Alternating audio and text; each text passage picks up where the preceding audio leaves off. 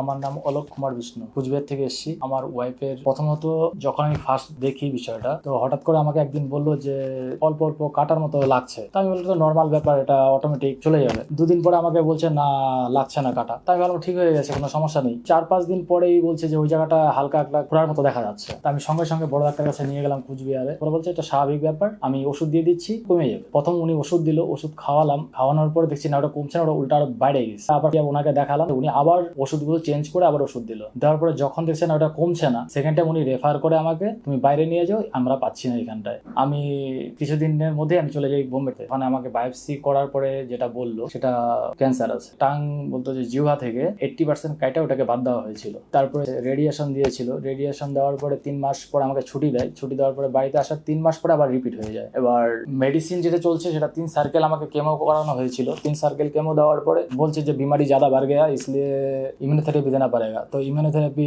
8 circle दिया था। Immunotherapy chemo radiation surgery 3টা কমপ্লিট করার পরে সাকসেস এখন পর্যন্ত হয়নি, ওরকমই রয়েছে। আর এখন যেটা সমস্যা হচ্ছে সেটা হচ্ছে 2 দিন পর পর এখন ব্লাড দিতে হচ্ছে শরীরে। আর আয়ুর্বেদিকে আমি যেটা লোকের মুখে শুনেছি বা যেটা আমি অ্যাডভার্টাইজমেন্ট দেখছি সেটা হচ্ছে আয়ুর্বেদিকে পুরাটাই নির্মূল করা যায়, যার জন্য আমি তাদের এখানে এই জন্য আসছি।